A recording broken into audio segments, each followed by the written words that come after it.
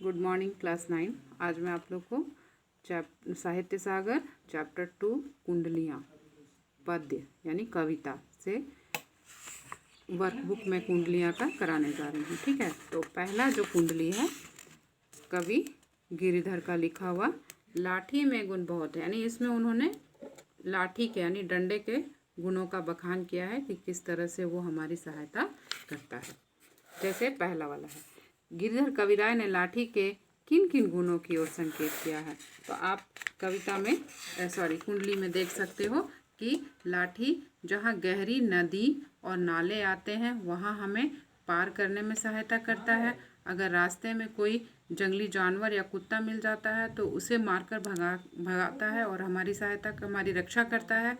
और यदि दुश्मन या दावागीर यानी डाकू रास्ते में मिल जाते हैं तो उनको भी मारकर भगा देता है और इस प्रकार लाठी हमारी सुरक्षा करता है। इसलिए सभी हथियार को छोड़कर लाठी रखने की सलाह कविवर गिरिधर ने दिया है। लाठी हमारी किन किन स्थितियों में सहायता करता है?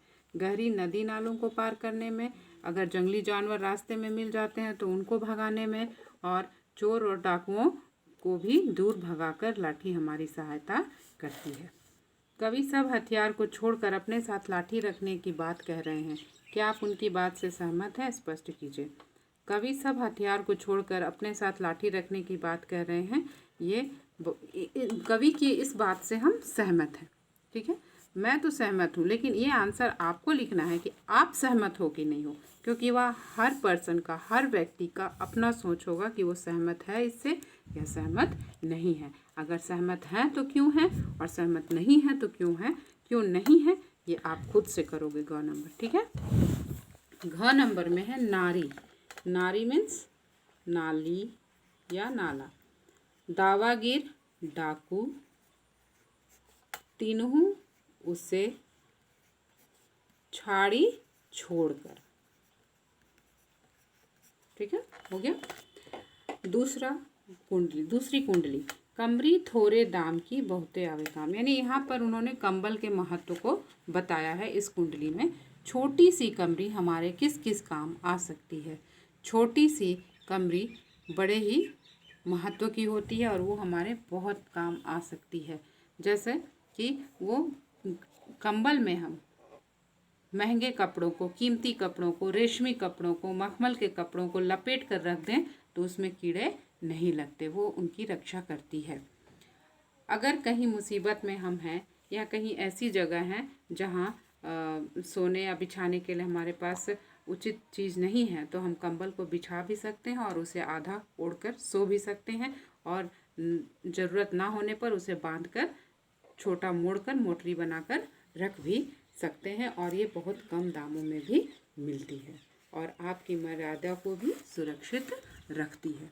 गिरिधर कविराय के अनुसार कमरी में कौन कौन सी विशेषताएं? जस्ट जो मैंने अभी बताया कि कंबल बहुत कम दामों में मिलती है, मुसीबत के समय में काम आती है, और महंगे कपड़ों की भी ये सुरक्षा करती है।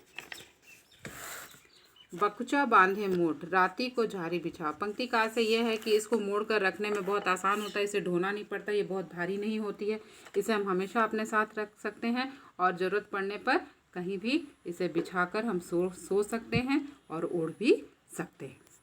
खासा मलमल वाफ्ता उनकर राखे मान। पंक्ति द्वारा कवि ये कहना चाहते हैं कि कंबल थोड़े दाम की है पर बहुत ही काम की है, क्योंकि इसमें अगर हम मलमल, रेशम या कोई भी महंगे कपड़े को लपेट कर रख देते हैं तो उसमें कीड़े नहीं लगते हैं। तीसरी कुंडली में कवि ने गुण को बताया है कि गुण का महत्व होता है, सूरत का नहीं। गुण के गाहक सहस नर या को स्पष्ट करने के लिए कविराय ने कौवा और कोयल का उदाहरण दिया है कि कोयल और कौवा दोनों का रंग एक ही होता है, दोनों ही काले होते हैं, लेकिन कोयल की मधुर बोली के कारण, मीठे स्वर के कारण लोग उसे पसंद करते हैं, और कौवे की कर्कश बोली और कर्कश स्वर के कारण लोग उसे अपावन या अपवित्र मानकर भगा देते हैं। कागा और कोकिला में कौन सी बात समान है? कागा और कोकिला दोनों ही काले होते हैं, उनमें कौन सी बात असमान है? कौवा जब बोलता है तो उसकी बोली, उसकी वाणी बहुत ही कर्कश होती है, लेकिन जब कोयल बोलती है तो जैसे कानों में मधुर रस घोल देती है, उसकी वाणी बहुत ही मधुर होती है।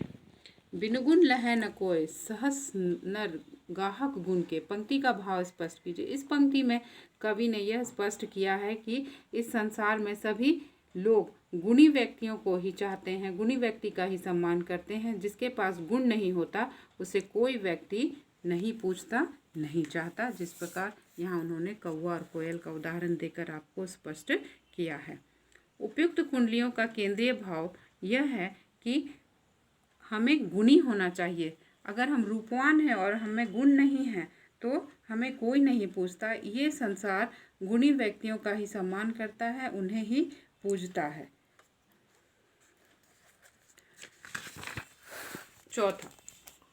चौथी कुंडली में इस संसार में व्यक्तियों के व्यवहार के बारे में गिरिधर कविराय ने बताया है कि इस संसार में अधिकतर लोग स्वार्थी मिलेंगे, जो सिर्फ अपने मतलब से मतलब रखेंगे और मतलब निकल जाने के बाद आपको वो पूछेंगे भी नहीं, यहाँ तक कि आपसे वो मुंह से बोलेंगे भी नहीं।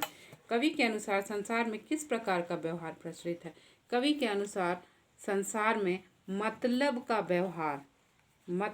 व्यवहार प्रचलित है। स्वार्थी लोगों से भरा पड़ा है ये संसार। साईं सब संसार में शीर्षक कुंडलियों से मिलने वाले संदेश पर प्रकाश डालिए। इसमें कवि ये कहता है कि हमें दोस्ती भी बहुत सोच समझ कर करनी चाहिए, क्योंकि बहुत कम ऐसे लोग होते हैं जो सच्चे दोस्त होते हैं, जो आपके अच्छे और बुरे दोनों समय में आपके साथ रहते हैं। नहीं तो अधिकतर लोग ऐसे होते हैं जो अच्छे समय में तो आगे पीछे आपके डोलेंगे, ऐसा लगेगा कि इनके जैसा दूसरा कोई है ही नहीं, लेकिन जैसे आपके ऊपर मुसीबत पड़ती है वो तुरंत आपका साथ छोड़ देते हैं, यहाँ तक कि वो आपसे बात करना भी पसंद नहीं करते हैं।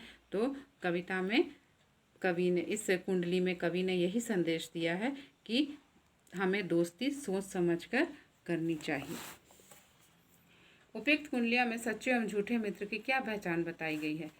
आप लिख सकते हो, फिर भी हम एक बार समझा देते हैं। उपयुक्त कुंडलियां में सच्चा मित्र वही होता है जो अच्छे और बुरे दोनों समय में आपके साथ रहता है, आपका साथ नहीं छोड़ता है। लेकिन झूठा मित्र सिर्फ अच्छे समय में आपके साथ रहता है, बुरे समय में वो झट से आपका साथ छोड़कर ऐसे चला जाता है जैसे कभी वो आपके साथ था ही नहीं। उपयुक्त कुंडलियों का प्रतिपाद्य, यानी मैंने आपको ये समझा दिया है, इसका भावार्थ समझा दिया, आप घ नंबर खुद से करोगे। 5 नंबर, रहिए लटपट काटी दिन बरु घामे माँ सोए। इसमें कवि ने कहा है कि जो व्यक्ति क्षुद्र होता है, छोटा सा भी एहसान आपके ऊपर करता है तो तुरंत आपको बोल देता है, उसके लिए इन्होंने एक मोटे और पतले पेड़ की उपमा दी है कि जो वैसा व्यक्ति होता है कभी भी उसके साथ आपको रहना नहीं चाहिए। कवि के अनुसार हमें किस प्रकार के पेड़ की छाया में नहीं बैठना चाहिए और क्यों? कवि के अनुसार हमें पतले पेड़ की छाया में कभी नहीं बैठना चाहिए, क्योंकि जिस दिन तेज हवाएं चलेंगी वो पेड़ जड़ से उखड़ जाएगा और हो सकता है उखड़कर आपके ऊपर गिर जाए, जिससे आपको चोट पहुंच सकती है, हानि पहुंच सकती है।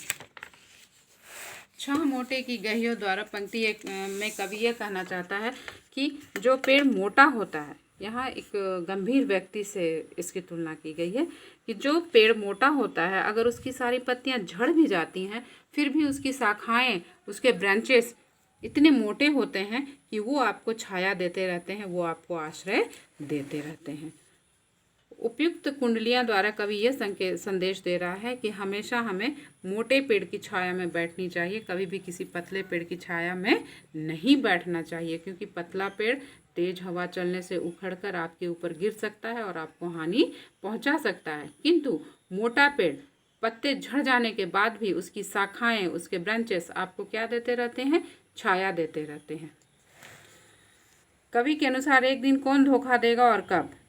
कवि के अनुसार जिस दिन तेज हवाएं चलेगी उस दिन पतला पेड़ हमें धोखा दे जाएगा और उससे बचने के लिए हमें कभी भी उसका सहारा लेना नहीं चाहिए।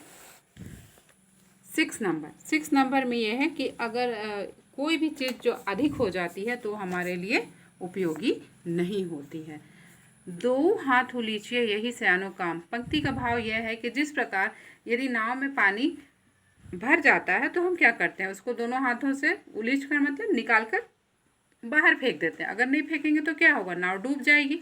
उसी तरह यदि हमारे पास बहुत अधिक धन हो जाता है तो हमें ज़रूरतमंदों में बांट देना चाहिए। यही सयानों मीन्स बुद्धिमान व्यक्तियों का काम है, क्योंकि कोई भी चीज़ बहुत अधिक कभी भी हित के लिए नहीं होता है। पर स्वार्थ के काज शीश आगे धर दीजिए, यानी दूसरों के लिए हमेशा हमें अपना ज़रूरत पड़े तो अपना सिर तक उतार कर धर देना चाहिए, यानी यथासंभव हमें हमेशा दूसरों की सहायता करनी चाहिए, दूसरों की भलाई करनी चाहिए।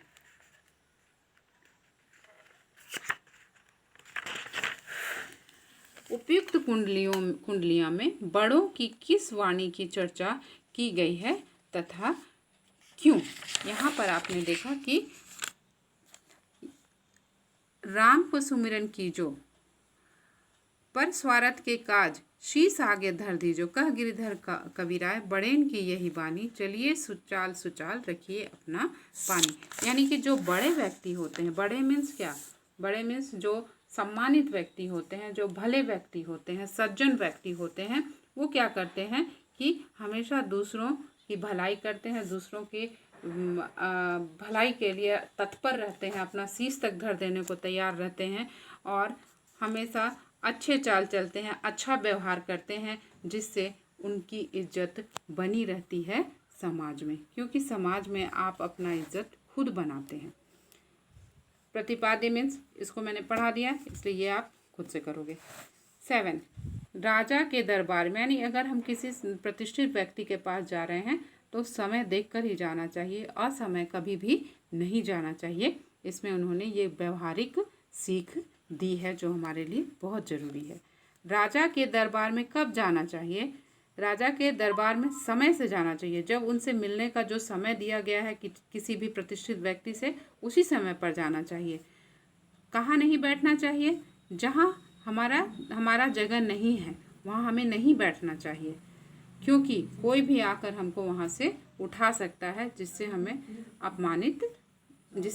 अपमान महसूस हो सकता है। इसलिए वहाँ नहीं बैठना चाहिए जहाँ हमारी जगह नहीं है।